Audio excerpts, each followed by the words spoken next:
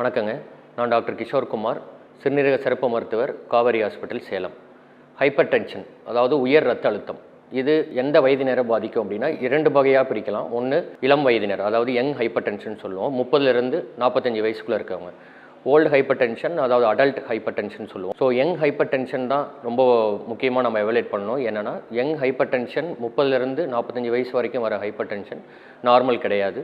So இந்த hyper டென்ஷனுக்கு காரணம் என்னங்கிறத நம்ம ஆராய்ச்சி பண்ணணும். அதில் முக்கியமான பங்கு வகிக்கிறது கிட்னியோட ப்ராப்ளம்னால ஹைப்பர் டென்ஷன் வரலாம். ஸோ அதனால் நம்ம கிரியாட்டின்கிற டெஸ்ட் பண்ணி கிட்னி ஃபங்க்ஷன் நார்மலாக இருக்குதாங்கிறத முதல்ல பார்க்கணும். வேறு காரணங்கள் யங் ஹைப்பர் டென்ஷனுக்கு என்னென்னு பார்த்தீங்கன்னா, உடல் பருமன் அதிகமாக இருக்கிறது, sedentary food habits, lack of sleep, so அதுக்கப்புறம் நம்மளோட உணவு பழக்க வழக்கங்கள் காரணங்களால ஹைப்பர் டென்ஷன் வரும். ஸோ இந்த யங் ஹைப்பர் டென்ஷனை கரெக்டான நேரத்தில் பார்த்து சிறுநீரக மருத்துவர் ஆலோசனை பெற்று நம்ம அதுக்கு தகுந்த மாதிரி ட்ரீட்மெண்ட் எடுக்கிறது அவசியம்.